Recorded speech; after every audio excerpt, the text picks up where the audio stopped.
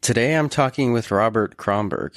He's an entrepreneur, businessman, musician, veteran, and board member and director of operations for RFE, or Recycle for Veterans, a nonprofit organization empowering U.S. veterans to conserve the environment through trash cleanup. I've known Robert since high school through our mutual relationship with my brother, and while I've been back in Southern California visiting friends and family, he was gracious enough to let me catch a conversation with him. We discussed happiness versus contentment, what role happiness plays in a fulfilling life, Robert's career as an entrepreneur and social media marketer, the struggle military veterans face when transitioning out of the service, the nature of love, artificial intelligence, as well as his nonprofit, as I mentioned earlier, Recycle for Veterans, of which the information is linked in the description of this episode, along with his business profile. My name is Evan Liel. I've been continuously traveling for the past 2 years, and this podcast is simply my humble attempt at capturing the genuine conversations I have along the way, discovering the essence of what it means to pursue a life well lived through the contemplation of love, death, meaning, and existence.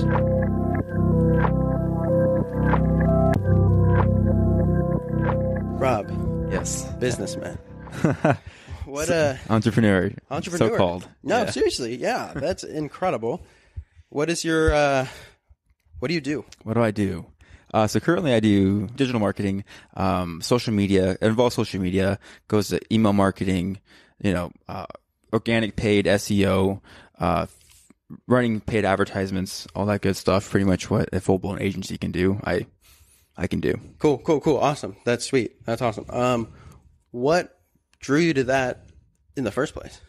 I think it just came out of me just always wanting to learn something new, and challenge myself. And I just fell in love with it. I started off by 9 years ago when I, looked around the city of Corona and realized that a lot of businesses were not using social media to what they could be using it for. Totally. And me and my business partner at the time set to have a social media marketing agency. That's where I learned, got my hands real dirty and learning from the ground up what marketing's all about. Cool, dude. Digital marketing. Yeah. How does that differentiate between, I guess, traditional media marketing? Yeah, so like traditional media marketing is what you think of like newspapers or like print magazines, mm-hmm. right? Like old school where people would buy magazines, mm-hmm. Or ads in magazines or ads in newspapers. Yeah. And now the new form of marketing is digital marketing, and that's, run through, instead of putting in print ads, is now Facebook ads or TikTok ads, right? Twitter ads, so many things. That's a new form of marketing. And then, like another one is like, people send like, postcards for like their businesses, like, mail outs, digital marketing form of that is email marketing, right? Cool. So like I also do email marketing as well. Cool. When I think about digital marketing, I think about YouTube videos, and like a lot of the times, like there'll be like some TikTok ad on the, is that what you create? Is that like what your guy here? Absolutely. Yeah. How are you more interested in how are you interested in it on a psychological level? That's a good question. That's a real good question, because it's all about customer intent, right? Mm-hmm. It's all about intent. Yeah. The customer has, so many options out there when you're running ads, especially when you, like we all do, we scroll through Instagram and we see, so many posts, as we scroll, and the average length of a post, like you probably see it's probably 0.05 to 1 second, probably. Then you scroll maybe a little longer than that, depending on the post. But that's about the average time. Okay. And it takes a lot to capture attention, right? Mm-hmm. And part of digital marketing is obviously capturing that attention mm-hmm. and doing that the best way you can and the most efficient way you can. And that's mm-hmm. through, two types of way. You can do it through ad copy, so like messaging, like, all caps text, for example, or using emojis that captures attention, or content that speaks to you, right? So like flash, like, content that captures your attention in the first 2 seconds. It does better usually as an ad than ones that picks up in the middle of the ad, if that makes sense. So like, it's all about intent, finding the right intent, finding the right customer at the right time with the right intent, and then pushing product or whatever you're we were pushing at that moment. There's so many things that, like you say digital marketing, but like I said, like there's so many avenues. So, when I first started the first company I did, when I went around and I literally went knocking on doors, to businesses. And so I got a first couple clients, I got a couple of restaurants and a couple of gyms. Okay. In Corona, like rain, well, I shouldn't say days, but like, a couple of gyms there, a couple of restaurants. And that's how I got my first foot in the door, and I learned social media organic marketing. And so like I picked up photography because I had to, because a client needed pictures of their food. And so I had me and my buddy grabbed cameras and we took photos, and we used our iPhones, and we made content for ads and posts. And that's when I first got the idea of like what it takes to get content and like copy. And, I just kind of escalated from there, because I realized that the real money is in paid advertisements. Okay. And so there's organic and there's paid. Organic is things that you go on Google and you search for, like, best Thai food next to me or whatever, near me. And then you go and you click on the link, right? That's organic. Okay. But if you're on Facebook and you scroll and you see the Thai place target you because you're in the local area, that's a paid advertisement, right? So there's a difference. And so gotcha. Many different forms of digital marketing. How do you tie that in with the algorithms and artificial intelligence being utilized in digital marketing right now? Great question, because the biggest thing for AI right now is Chat GPT. Yeah, GPT-3. Yeah, that's funny you asked that, because I'm getting my hands dirty in that, because it literally it saves me so much time. Yeah, That thing is really intricate when it comes to writing copy. So like I use it for my clients now. Okay. Literally. Really? You do? 100%. Yeah. Is it that good? It's that good. Really? 100%. Wow. It can write you a full legal document. So are we even what we read, how source is that? How much from the original? No idea. We don't know. Right. Yeah. Oh, I don't know. I mean, I don't know too much about how it all works. I wish I artificial intelligence? Yeah. Like, or how it's sourced. Dude, it is incredibly interesting. Yeah. It is incredibly interesting how, I mean, like, who knows, Right. But you know what? It's incredibly scary, but but also it's so advanced where we just have no idea what to do. Right. And why do we think we're outsmarting that, Right. Like, no, let that take, because like we kind of have to let that take. Right. Until it gets too strong. And you're like, shoot. Yeah, but maybe it doesn't get that strong. Right. Maybe it doesn't. Right. Is that something you think about often? No, honestly, not too much. Okay. Cause what was that thing that was recent? Like wasn't Google working on some kind of AI that was becoming super intelligent, and everyone's like, oh, Google? Shit. Something like that. You ever heard about that? I could be wrong. No, you're probably right. But I don't know. I think it'll go where it'll go. Yeah. And then we'll have to adapt to it. We'll have to adapt. But you know what? I think it's like up to the next. It's like the next step, the next lineage. Yes, 100%. And it makes sense. It makes sense. It pulls a lot from the internet on a data perspective, and I'm telling you. I mean, have you used it? GPT-3? Yeah, Chat GPT. No, I haven't. Okay. I mean, I'm telling you, like, you can like give it context of what you want it to write about. Wow. Because like, for example, I sell one of my clients, I sell cell phone cases, and sometimes I need good copy to help incentivize the customer buying cell phone cases, right? Yeah. And I had to run through multiple scenarios for it, and it wrote me some perfect copy. Really? I just threw it in the email, client approved it, and it was all good to go. Like, wow. It was a solid piece of.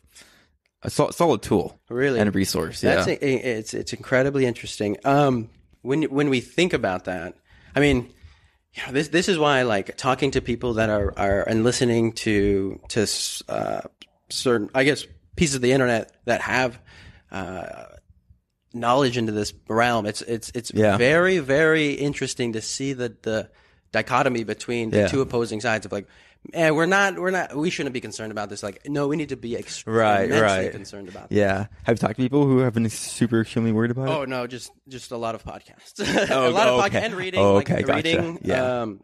I try to read some articles, not as nearly as enough as I should be reading, but like, I don't know, maybe reading is just too slow and I should just be, so it's be writing your own book. Yeah, honestly, like, reading for me takes forever, but I can intake so much information in a podcast. And not that I memorize it all, but like it enters through audio. But even that's so small compared to what artificial intelligence is.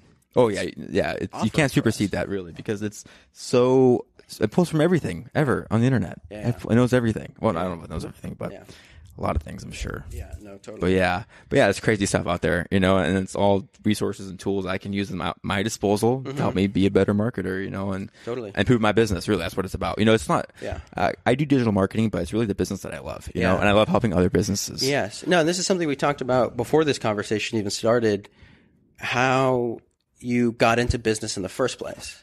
What did it look like for you in the nascent stages of your business career? Well, yeah, thanks for asking. So my first foot in the door with my business, self-employed business. Well, first I worked at the basic starter jobs, right? So I started off, my first job, I delivered pizza, you know, like our buddy John does, did. Shout out to the pizza delivery. Yeah. I love that job. When I retire, I'm going back to that job. It wasn't, food delivery is not a bad job. Well, making pizza is what I love. Oh, making pizza. Yeah, delivery sucked, but like making the pizza was fun. Yeah. Okay. Well. And then I worked at Albertsons after that, and I realized that I want to be in business for myself, because that is where the money's really at, but two, I wanted my freedom and like just my time, you know, and that was really important to me. And I didn't know what I needed it for. I just wanted it, right, all that time. So I then got into like, okay, how can I do my own thing and make money, right? So I became a personal trainer. So I got licensed, went to school, got licensed, and then, first, you know, I joined the Marine Corps, right? And then that's something you're very familiar about, dude. Isn't it interesting how we just completely forget about that? I totally surpassed that one. You just completely forget. Hey, we were in the Marine Corps for 5, 10, 15, whatever it is. The more people you talk to in the veteran world, a lot of people don't want to talk about it. A lot more than I thought would be that way, because you're in it. Yeah. And you don't realize what you're actually in until you get out, and then all of a sudden you start living the rest of the world, right? And you're like, this is nothing like right. that. What were we doing? Why were we fighting? Right. What was that? Right. How did we escape that? Right. You know, and it's only through getting out can you really realize those things. When looking back, because surrounding yourself in a community, and that's why I'm super stoked to see where you're headed with your veterans recycling business, which I want to get to in a later at a later point, right, in the conversation. But having a veteran's eye perspective with regards to like your circle of friends that you had while you were in is like seeing a way where you down onto this kind of group, this organization that has now been torn away from everything they used to see. Right. So what has been your perspective as a veteran starting business? How is the veteran community helping and encouraging you? Yeah, no, that's a good question. I mean, from my experience in the Marine Corps, I took a lot out of it. I think that's, going through our experience in the Marines, we went through a lot of tests, right? Mentally and physically, of course. And that taught me a lot about myself, and then how much, I could endure. Yes. Especially physically. And of course mentally. But then I really set myself up for success. I just kind of took that with me, and I wasn't afraid to get, rejected by businesses, that would shut the door in front of me, and that just gave me that confidence and that backbone. I think that I needed if I wanted to be an entrepreneur and, get slapped in the face, punched in the face a lot, because that's just how it is. Yeah. And so I get to credit the Marine Corps a lot, and I thank the Marine Corps a lot. As much as I forget about it and I just don't have a lot of remembrance about it, I do think about it, and I do credit a lot to it.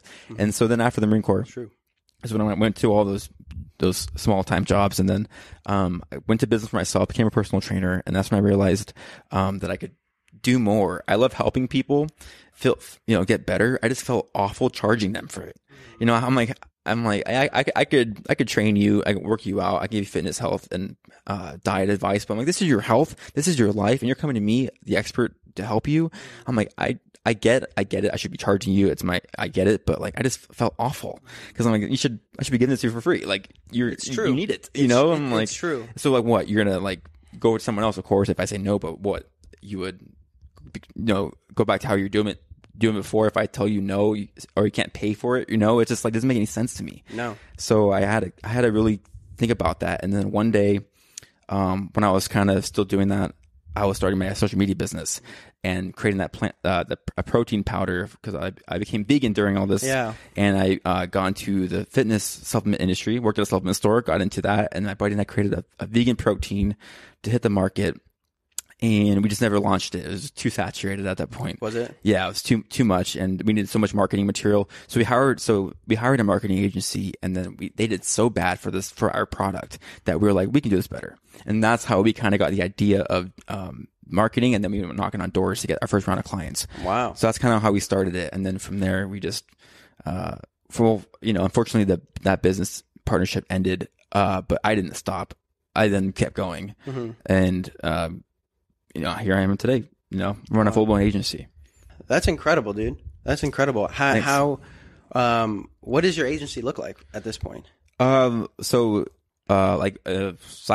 Yeah. Size-wise, Yeah. how does it compare to like the rest of the field of Yeah, where definitely. you're at? Yeah. So a lot of marketing agencies, depends on what kind of clientele they're going for. There's so many different kinds of agencies and marketing, but there's a lot of good sizes out there.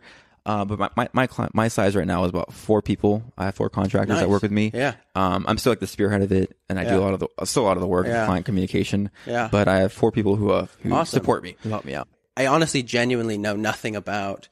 So I guess the better question would be like, where do I even start with this line of questioning? Yeah. For what do you think a good question would be to ask about digital marketing and the business you've created? What would be good questions to ask for somebody who really doesn't have any expertise in this field at all? Yeah, or any sort somebody who's interested in it. Yeah. Yeah, that's a good question. So if someone who's interested in digital marketing or kind of learning more about it, I would say, okay, like what's the first thing you want to do? Because there's so many different channels, right? You have email, you have SEO, which is like, keyword search and optimization. And you have video content, right? Content creation. Digital marketing has its content creation, right? So design. I also build websites. So that's a full back end to that and a front end to that. So it's finding what you're really passionate about because there's so many different channels. And to me, I just had to throw a wide net so I can provide to all my clients and, provide more services. But I realized I'm not the best at design. So I got someone to help me with design. And so it's really finding what you're really passionate about that you want to do. And then just applying that to digital marketing because there's so many different channels. And my passion is like really like the numbers and like running the ads and the campaign strategies where content is like not my favorite, but I do it, but it's not my favorite. Where exactly are your avenues of interest on social media? Where is like the kind of the hotspot, so to speak, of social media? Yeah. So for you, at least in your business. Or people sleep on organic, but it's still like one of the heaviest hitters, organic, so if anyone who's looking to like grow their social media, platforms or Instagram accounts, organic is the best way to go. Is it? Yeah. And that's just like, using the explore page and liking and commenting on just, like related, for example, podcasts like this, right? Yeah. Like you would essentially take your podcast, Instagram, and you would search relatively applicable keywords that follow your business, right? So things that would pertain to this, like for example, this podcast would like hashtag digital marketing, right? And then see what's around digital marketing aspect. Who's tagging digital marketing? Who's using that hashtag? What are they using it? And like, how are they tagging it? And then you can learn a lot through just the explore page of Instagram if you're looking at it the right way. And then also Facebook, because of their whole issue with their transparency laws and like how that big whole fiasco with Mark Zuckerberg got in trouble a couple years ago. And they still go through it now with lawsuits, but they had to have they had to add a transparency page to their business side of Facebook. And so what they did is now for any businesses that are running ads. So for example, any business really, if you hop on their Facebook page, you can now see that like what kind of ads they're running, what kind of copy they're using. Not too much detail about the ad, but you can see a good face value of what it is. So there's a lot of resources like that you can use when it comes to like social media. But organic is the best way to go. And that, for example, whoever's listening, if you want to do this is like always my go-to, right? If you want to grow your Instagram or or I guess most of your Instagram organically, shooting like about, 5 to 7 DMs a day, and then commenting to around 10 posts a day as well. Okay, that's actually a good point you're bringing up, because I was looking up some At least I know it's a good point you're bringing up. Yeah, the algorithms and stuff. It always changes, though. No, I know this is a very good point you're bringing up. And it's something that I've been looking into in terms of growing my listener base here. And I was finding like 15 to 30 minutes a day of interaction. Yep, Engagement. So having an engagement within that time period, but within that time period, I'm really not sure because I'm very slow and I'm trying to be very thoughtful with what I'm doing. Yeah. And I'm just finding people randomly in comments. Yeah. How should I be doing? Should I be going about it through DMs or? Depending on what you're trying to get out of it, right? Like what your goal with it is to grow your awareness, then maybe DMs isn't your best because through DMs, you got to ask something, right? Like, what are you asking them? Like, what do you say in the DM? Hey, what's up? I have no idea. Yeah. So it depends on what the objective, the goal of how you want to build your social media presence is. People like, for example, e-commerce businesses want customers, right? So they'll engage your comments. People who do MLM businesses will tag you in DMs, right? So it all depends on what kind of business you're doing. But for example, for you, I think the best way, or for any person who's organically trying to build their Instagram page, is just to interact and engage, and throw some comments out there on things that are relative to your business. Okay. Relative, yeah, that's okay. That's what I'm gonna try to be doing. Yeah, but make it genuine. That's the biggest thing. People like to copy and paste things, but that's the worst thing you can do. For me, it's never really made any sense. Like, I had somebody write me a very thoughtful and engaging email about his family and how heartfelt it was, and the death he's been dealing with, and I felt so grateful that person was reaching out to me. Yeah. And I really couldn't portray as much as I would like to about that comment if I hadn't and there's time that gets taken in which you want to put in the effort to write something very nice and very thoughtful to somebody that wrote you this. And I could. To be able to do that, it would be through the podcast, through talking about it and bringing it about here. It would be cool to mention that to whoever wrote something back. Definitely. So I think that would be a cool way to do it, to engage through the podcast itself. And, that's not a bad idea. Doing it through the podcast itself. I don't think enough people do that because people that like me who love podcasting. Yeah. And I do consume podcasts and there's so much engagement on social media, but there's not so much engagement through the podcast itself. Right. And so maybe because it seems like a much quicker and more, I guess, more engaging to people listening to podcasts. So, what's your biggest drive with this podcast? What's your goal with this podcast? My goal is not to do this just to have a podcast. To have a podcast? Yeah. What's the theme? The theme is, my theme is it's the aesthetics of being. Right. Aesthetics. Are you familiar with aesthetics at all? You mentioned it yesterday. Yeah. So aesthetics. My wonderful partner Dorsey here in the back is an aesthetics major. And, that's right. And I want you to describe aesthetics real quick. She's coming on the mic. She's coming on the podcast. Okay, so aesthetics. I think it would be described as the philosophy of art in general, philosophy of beauty. That's a really broad description, but I think you should give more details about it because after all, you chose this title. Yeah, I know I did. Love it. I chose the title, and I'm very indecisive. That was great. So soft-spoken. Yeah, I know. I'm so indecisive about what I choose. Aesthetics is, like what she said, the study of beauty, the study of studying the nature of beauty, what beauty is. And for me, it's been, life in general that is what is meaningful. That is what it is that brings us meaning and joy and life to us, to what we're doing here at all. And instead of chasing money and chasing a nice materialistic things. And And I understand why you do that, because it brings so much comfort. It brings an incredible amount of comfort to your life. Yeah, and social proof that people rely on, like the whole saying, keeping up with the Joneses. People, that's why people fall into material things, is they feel like they're behind other people, or that they're not at the same level. And it's the worst place to be in. That's like the worst. Yeah, and you have to weigh that with what your future looks like. You have to weigh that with like, I'm gonna get older. If I stay here long enough, you don't know what it's gonna be like. Right. But for me, I think it's bringing awareness that to myself. That this ride ends, dude. Like what we're doing here, it ends. Yeah. And for me, it's learning what it means to pursue that moment, to pursue this present moment here. What does that mean? I like that. And for me, what it has been is this pursuit of finding love. It's finding love. It's all it is for me.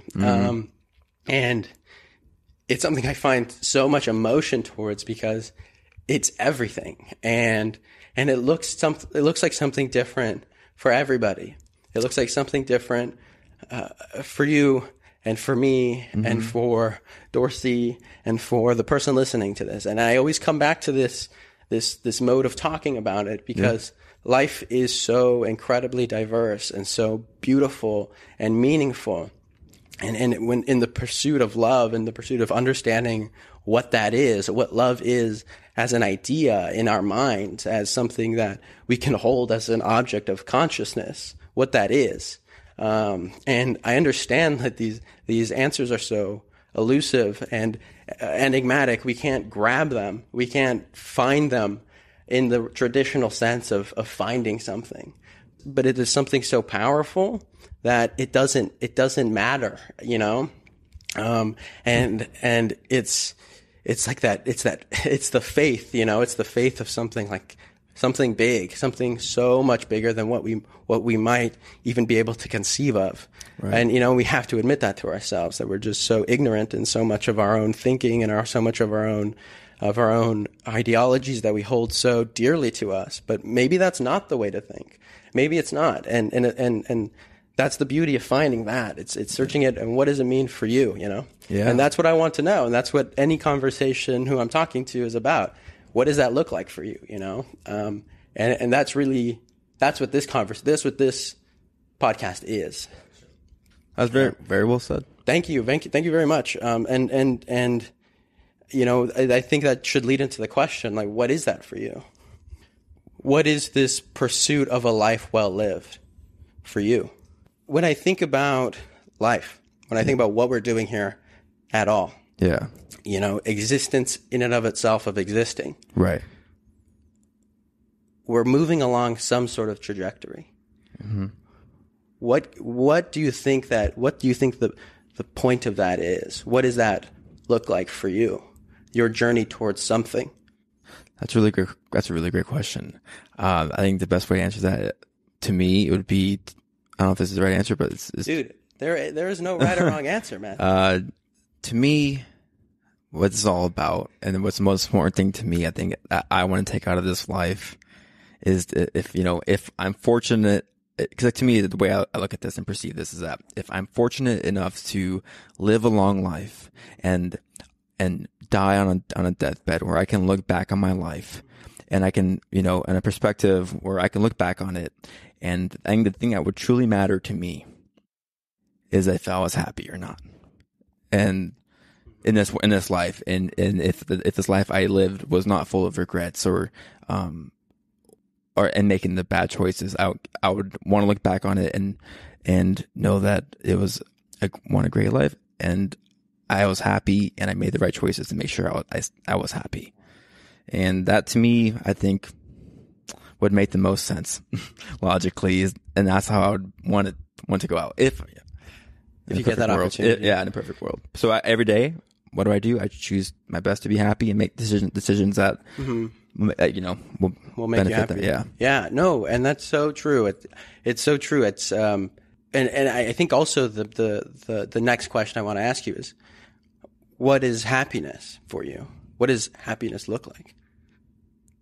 That's a really great question. You think I have to have this figured out? Happiness to me would be for me to wake up every single day with knowing that, having a perspective on life that is not so grand, but so minimalistic, so that everything that comes my way is a gift, and just being grateful for everything. And that's how I like to stay happy, is I don't take anything for granted, and I don't like to, and I really value conversations and relationships I have with people, and that's what makes me happy. So, that would be my answer. Yeah. And that's beautiful. Really beautiful.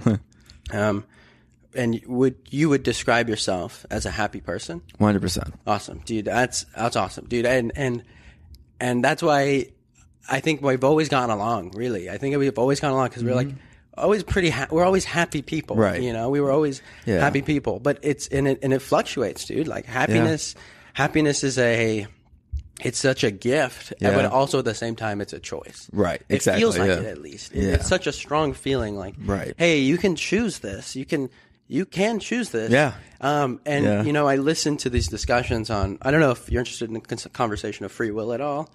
I don't know, like free will as in choices. Whether or not we have free will. Yeah.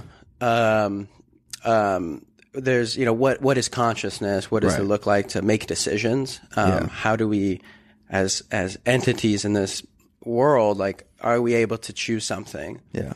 And it feels as it logically, it doesn't seem as if we do. And then when we think about it, and it's a conversation that I would love to get more into. Yeah.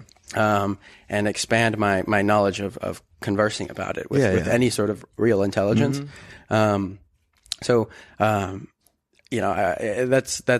it's not something I can give a full explanation on. Yeah, it's a great concept. It's an interesting concept. Yeah, definitely.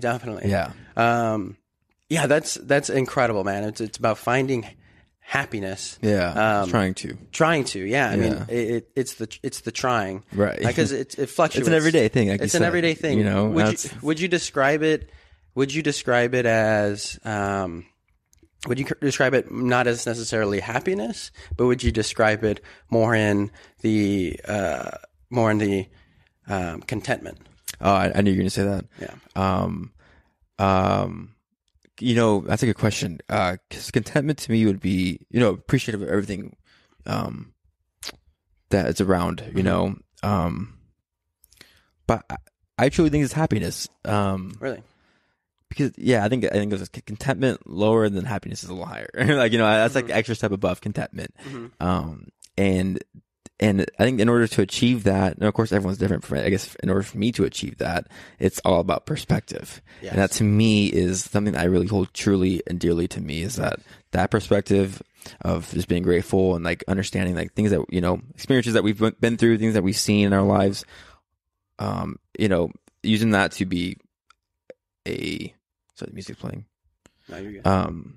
And using that as a tool to make sure you stay happy and that you're above contentment. Yeah. No, that's good, dude. That's good. 'Cause I mean, I sort of feel that way too. Yeah. But I also, it's like how much I struggle with that aspect of it. And I think that's a very good way that you put it. It's like, how content do you have to be to kind of realize that there's probably a little bit more than that. Right. You know what I mean? Yep. But maybe it just goes back to like my own. I think about it on this aspect of meditation and how maybe that's just my barrier that I have to cross through meditation and mindfulness. Maybe that is that. Maybe I have to find the contentment. You know what I mean? And in everything, instead of that next shot of happiness. Yeah, start with contentment. Yeah. Yeah. So I mean, I'm not. It's a very interesting. Way you bring that up, for sure. Yeah. Are you someone who's into mindfulness practice, meditation? I'm honestly, I don't really dabble into it too much. I know meditation is really good. I think it'd be really good for me. Yeah. I think most people fear meditation, and I think I'm one of them, because they don't want to sit alone with their thoughts. That's exactly what it is, right? Sitting in the quiet and going through the thought processes and totally. patterns, and like most people, that does not. I don't think I'll enjoy that, but I think it'd help me. Yeah. But Yeah, it's kind of like it's reset. It's more than recentering yourself. Yeah, it's like finding out that there is no real self there to see. It's more than, and it's all great benefits to calm your mind and to keep yourself centered and to keep yourself organized. Yeah. But it's also finding the realization that you don't know where thoughts are coming from. Right. And like we think about it in our head, but we don't actually know if it's there. Right. And we're just searching into the nature of what thought is. Yeah. And for me, that's been incredibly interesting to see where that goes and to see where that leads. Because the thing I think about probably the second most in my life is the nature of consciousness and what consciousness is at all. Yeah. So it is interesting. It is incredibly interesting because we don't know where it is. We don't know what it is. What it is, how it's appeared, how we're able to access it or create it. So it's something that is just it's incredibly elusive. So that's great. Yeah, that's exactly true. Yeah, it is weird. It's wild. Yeah. No, so yeah, that's super cool, man. And what does it look like for you moving forward here into your next my next phase? Your next phase here, yeah. In life? What are you looking for? How do you view life? And do you view it in phases? Do you view it in realm of your business growing? Or yeah, that's a good question. I guess phases, like take it by decades, 20s, 30s, 40s, 50s. But I would say that my next phase, it's all about, to me, this life is so short. And we have so much time, and we know, how much time we have. And I think the biggest thing, the most important thing we can do right now on this planet is giving back to people, right? And just giving our time in any sort of way and just making the place around us a better environment, a better place to live in for other people, for yourself, for your family, your communities, right? And that's what's really important, especially nowadays when there's so much hate going around in this world. It's the small things that we can do every single day that, make someone else's day or makes it a little bit better around us. And so to me, that's the thing I don't ever want to stop. And so focusing on that as being a priority in my life, next phase is giving more than I take is, I do that with my diet too. I just, a big thing of mine is like, I just want to do good. Yeah. And you're vegan. Yeah. And you're vegan. You've been vegan for about 8 years. 8 years. So it's 7, 8 now. That's awesome, dude. I remember when I admire you for everything you just said about, giving more than you take, Thank you. It's a huge thing to get through. Especially when you're not normally it's a lot of consumption. You're always consuming. Right. You're always consuming. Yeah, especially nowadays. Yeah, exactly. And so, like, the consumption is just overruling so much. Right. Where you never. It's harder to start reeling in that drive. But it's something that I think can bring a lot of benefit. Yep. If we're able to kind of realize that we're all in this together. Exactly. Look up. Like, let's kind of look up for a second. Yeah. And recognize each other for who we are, right? And not the skin color or our beliefs. Exactly. We're all here together, fighting the good fight of just trying to live a good life. Trying to live another day. And some people have it much more difficult than others, 100%. And it's constantly recognizing the gratitude of where you are and what you do, right? Able to have the opportunities. It's all perspective. It's all perspective, and being grateful for opportunities. Definitely, dude. Well said. That's it's always it is that know. And so, how does that tie into your veterans business that you're starting? Why don't you talk about your veterans business and then give us kind of a background on where you want to see that grow?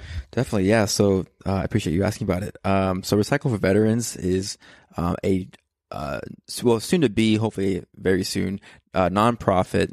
We're still waiting for the paperwork to be finalized. But it'll be a nonprofit where we center ourselves around veterans and local communities, along with recycling and picking up trash, right? Because there's so much freaking trash out there. And so, being a veteran as well, just like yourself, getting out of the military, or especially the Marine Corps, but I guess any branch really, leaving that lifestyle of what you pretty much most people know, like yourself, joined at, how old are you? 17, 18? I was 17 when I signed the paperwork. Yeah, so was I. I'm so your parents were there with you? Yep. Yeah, mine were too. Yeah, and they signed for you. Yeah. Yeah, my son, take him. Take him. We don't want him anymore. Thanks, Yeah, I know it was exactly. totally it was my mom did not want me to go. More to my mom. She cried. I'm sure your mom cried too. No, Yeah. yes. Okay, yeah. So, but we were very young, right? And so right out of high school, we're there and we go into training and then we tap into this lifestyle, that we get so accustomed to for the next 4 years of our life. Some people 6 years of their lives, right? And so getting out of that, it's a big transition from the real world to the military world. And a lot of people, especially in the Marine Corps, like you are a great testimonial of this because, what you did in the Marine Corps is a very hard translation into the real world. And, this is nothing new. This is, how it is. And so this is the thing veterans have to face when transitioning out is how do you adapt personally, mentally, and also how the hell do you get a job? How do you translate, that you've been spending this past 6 years learning how to kill people, right? Or shooting a gun, right? And it's, that's like, how do you put that on a resume, right? And so that's part of a bigger picture where these veterans that are coming out or who have been out are struggling really hard with. And, I'm not here to solve all the problems, as best as I can, but We Tackle for Veterans was built around helping these veterans that are transitioning out who are currently still in and who are veterans, right? So pretty much the whole, encompassing the whole umbrella there, along with local communities, in uniting them in a great cause, which is picking up trash and recycling. And so, what we do is we host beach cleanup events, river cleanup events, trail cleanup events, is anywhere that's really heavily impacted. And we bring veterans, active duty, and local communities together and do these cleanups. And so we've been around we started right before the pandemic. And so we unfortunately couldn't have any beach cleanups. So we really had to, so really we really started last year if we really, were to think about it.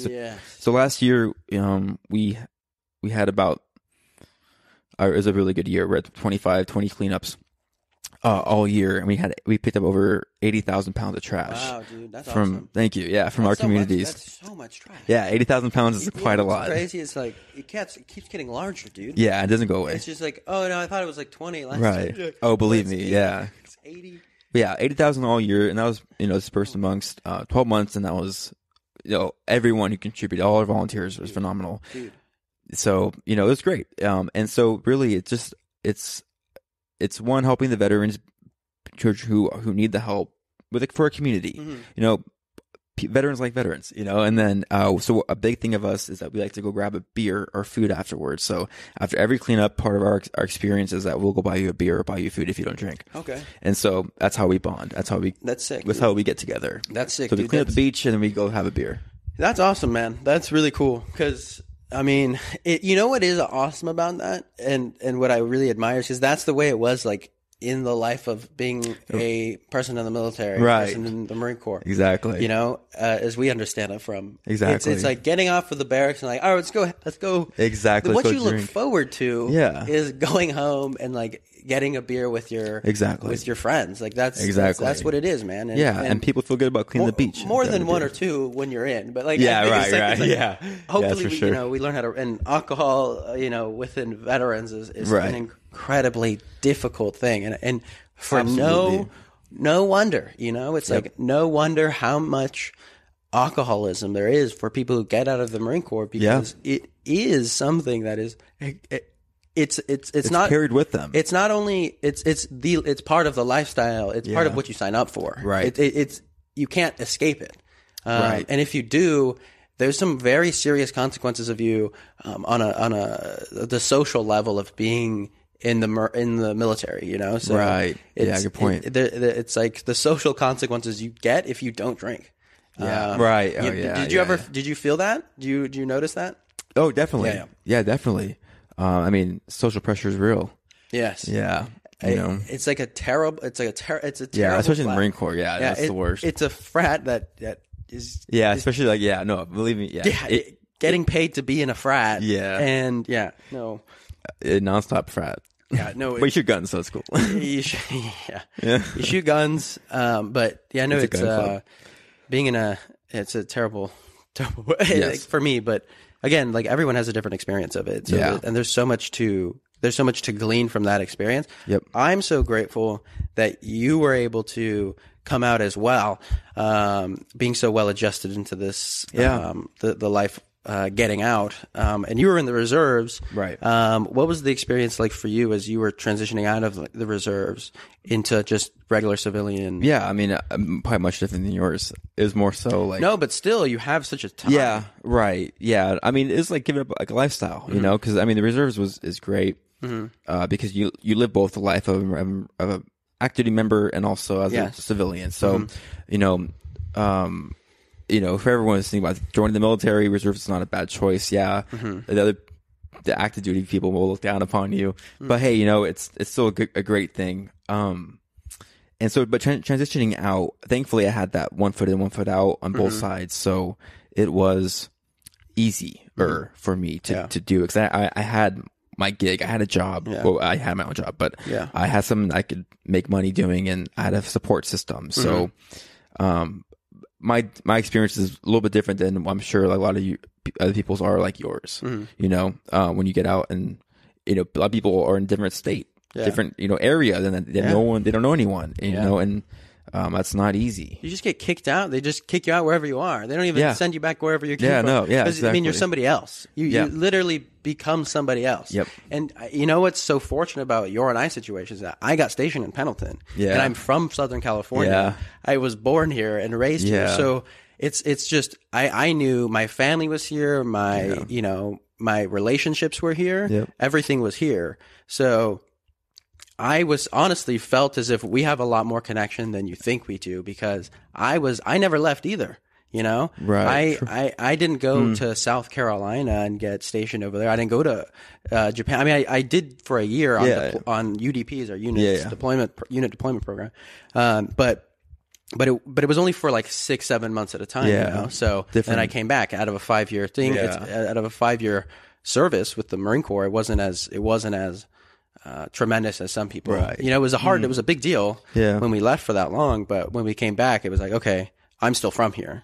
And so many people are not. And they just let you go wherever you are. Right. You're like, all right, well, you're somebody else. Good luck. We turned you into something completely different. Right. You're not going to want to go back to where and sometimes they do, and sometimes they don't, Right. And it depends. You really don't know. It's really just a gamble. Yeah. It's just like, maybe they'll try to find their way. Yeah. And it sucks. Yeah. It's hard out there, and it's really sad. And a lot of veterans struggle out there. So, if RFV, Recycle for Veterans, can bring a light to either people who are struggling with community or trying to find their place back in the veteran community, or just want to do good out there and pick up trash for the world, and clean our beaches and our environment, then that's what we cater to. Totally. Both sides. So totally. Yeah. And there's and everyone's experience in the military is different, and it looks different. It looks different for everybody. So it is so. I think it's incredibly valuable if you're a veteran to reach out to somebody, even if it's, just a phone call. Like phone calls with my friends that I was in with are instrumental to my mental health. Like, they're doing all right. Like, maybe they're going through things, they're having children, they're, going through new jobs, like keeping up with them, just sending out. That's good that you do that, man. I talk to my friends that I was in every day, every day on WhatsApp or whatever. Saves lives, man. It does, dude. It does. I think it really does. Even though we haven't seen each other in too long of time, we do have. It's never going to go away. Yeah, right. It's always going to be there. Exactly. And I'm trying so desperately to see everybody. Yeah, because it is so important. I know that. We're gonna go see Alex, my buddy that I was in the Marine Corps with. Awesome. One of the people that are in the Marine Corps, they're like, you shouldn't be. You should be doing something better. Yeah. You shouldn't be here right now. Yeah, that's that's cool, man. That's good. That's good. That's so important to have that. Yeah, dude, and a tight knit group. Yeah, totally. And I'll put some like hotline numbers at the end of this podcast. Sure. That's good. Is that what I should be doing? How should I be going about marketing to veterans that are struggling as well? No, that's good. I guess the word would be support. Trying to support them. Support. Yeah. No, that's a much better term, because marketing has it's like you're trying to target them, do marketing. That's how I perceive it, at least. Yeah. But supporting them. Yeah. I mean, depends on. Yeah. Of course, if you're out there struggling, yes, please provide the suicide hotline number.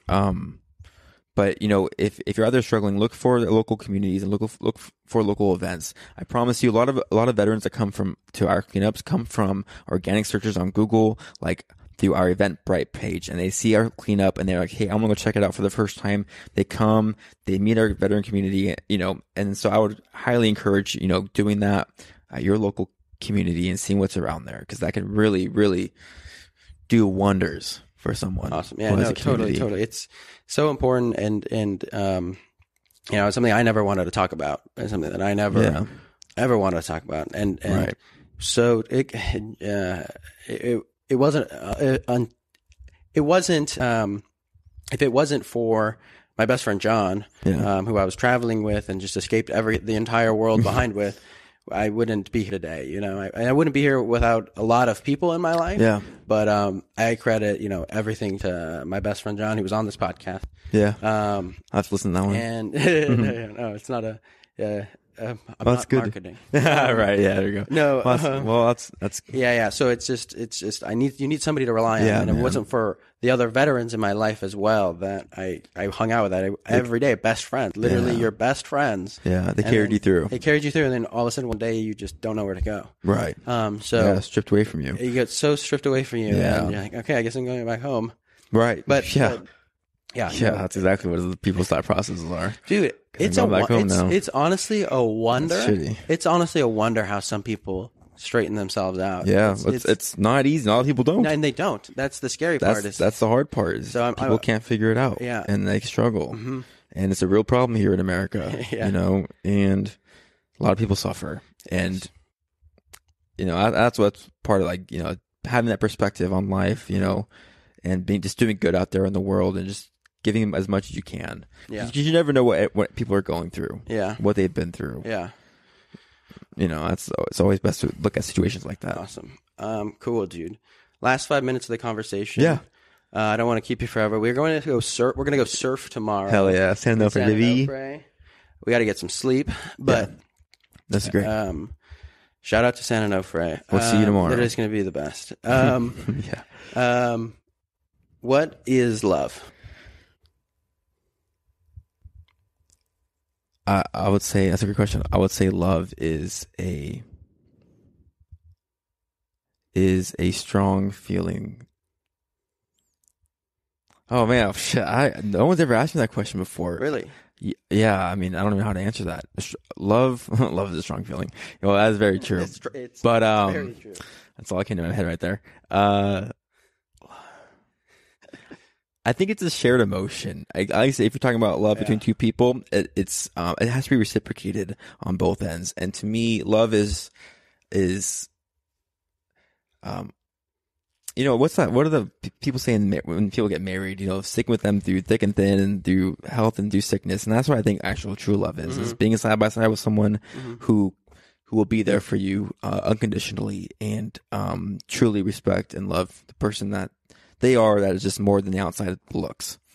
I think true love comes from two personalities clicking rather than two attractions clicking. Yes. No, you're right.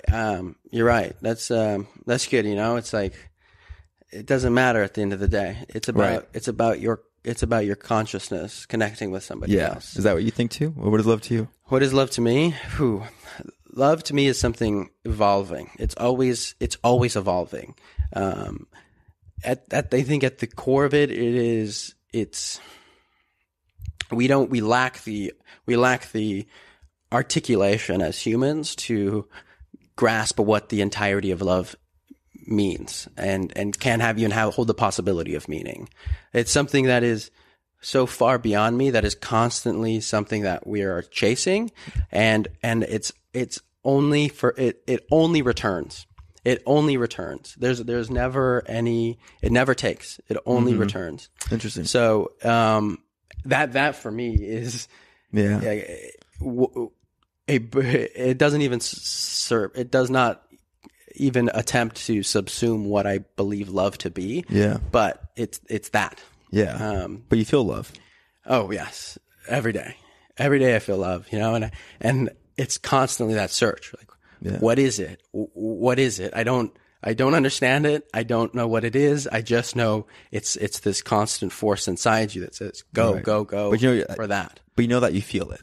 Oh yeah. Oh, Yeah, it's yeah, right. of course. Yeah. I mean, of course, like it resonates with me Yeah. so far deep inside that I don't even know where to put it. You know, Right. it's something past me. It's something beyond my physical self, and that is the pursuit of a conscious observer of your own consciousness. Yeah. It's like recognizing where that lies. Yeah. You have a really deep understanding of things. Oh, thank you, dude. I don't, it's that pursuit is what I'm searching. Like that, if I'm searching anything, this podcast is, it's having conversations like this and pursuing what love means, and the pursuit, like I asked you earlier, the deeper question to what the pursuit of a life well lived looks like is like, what is the pursuit of love? And that is for me what this is. It's this weight that we are constantly being, we are wagered with. And so that's a very interesting perspective on that. Yeah. I feel like you think of it as, like, I feel like you think of that question, but the other questions you've asked at a much higher and deeper level.